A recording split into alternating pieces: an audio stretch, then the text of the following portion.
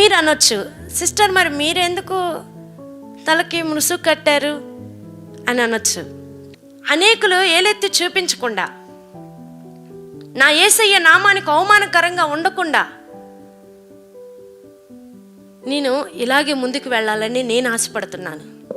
అక్క, నీకు మైండ్ ఉందా? ఇంట్లో వదిలేసి వచ్చావా? ముసుగు వేసుకోకపోతే యేసయ్య నామానికి అవమానం వస్తుందని చెప్పేది నువ్వే, వేసుకోలేని వాళ్ళది తప్పు కాదని చెప్పేది నువ్వే. వీళ్ళు దేవుణ్ణి అవమానిస్తే బాధలేదు కాని వీళ్ళని అవమానిస్తే నీకు బాధొచ్చేసిందా? నువ్వే కాదక్కా, బ్రతుకు తెరువుకు బాధ చేసే ప్రతి ఒక్కరూ నీలాగే. క్రీస్తు నామానికి అవమానం వస్తుంటే ఏ బాధ ఉండదు, అవమానం తెచ్చే వాళ్ళని ఖండించడం ఉండదు. స్వార్థ సేవకులారా, దేవుడు తన నామానికి అవమానం రావడం చూస్తే బాధపడతాడు. ఆయన నామం అవమానం నుండి విడుదలై పరిశుద్ధపరచబడాలని ప్రార్థన చేయమన్నాడు. ఏనాడు ఆయన బాధ గురించి ఆలోచించని మీరా నాకు చెప్పేది?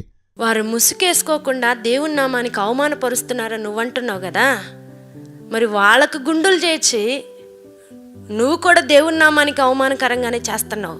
మహానటక్క, వాళ్ళకు గుండ్లు గేస్తే దేవుని నామానికి అవమానం కాదక్క, దేవుని వాక్యానికి నెరవేర్పు. వారిలో ఉన్న ఈ లోపాలన్నీ చూస్తున్నావు కానీ ఎందరో కుటుంబాలని చీకటిలో నుండి వెలుగులోకి నడిపించిన, పాడైపోతున్న జీవితాల్ని బాగుపరిచి వాక్యము ద్వారా దేవుని సువార్తను ప్రకటించి దేవుని పరిచర్యను ముందుకు తీసుకువెళుతున్నా ఆ విధాన్ని ఎందుకు చూడలేకపోతున్నావు? ఎలగెలగా చీకట్లో నుండి వెలుగులోనికి కాదు, చీకట్లో నుండి కారు చీకట్లోనికని చెప్పు. యేసుని నమ్మేలా చేస్తే వెలుగులోనికి వచ్చినట్లు కాదక్క, యేసులా తయారు చేస్తే వెలుగులోనికి వచ్చినట్లు. వీళ్ళు యెజబెల్లా తయారు చేస్తున్నారు. దైవజనుడైన ఎలీషా బోడివాడా అని పిల్లలు ఎగతాళి చేస్తున్నప్పుడు, ఆ యొక్క స్థితిని బట్టి దైవజనుడైన ఎలీషా బాధపడుతున్నప్పుడు, ఆ బాధను చూసిన దేవుడు 2 ఆడ ఎలుగు బంటులు వచ్చి చిన్న పిల్లలని కూడా చూడకుండా వారిని చీల్చివేసింది.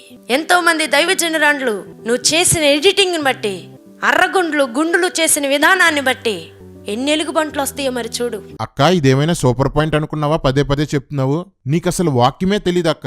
ఎలీషాకి బట్టతల ఉంటే పిల్లలు వెటకారం చేశారు. ఇందులో ఎలీషా తప్పు లేదు కాబట్టి ఎలుగుబంట్లు ఆ పిల్లల్ని చీల్చేశాయి. కానీ వీళ్ళైతే క్రైస్తవుల్ని నాశనం చేస్తున్నారు. వీళ్లలో తప్పులున్నాయి, దాన్ని నేను ఖండించాను. ఎలుగుబంట్లొస్తాయా? రానివ్వు. గొర్రెల్ని చీల్చడానికి వచ్చిన ఎలుగుబంటిని దావీదు తరిమినట్లు తరిమి కొడతాను.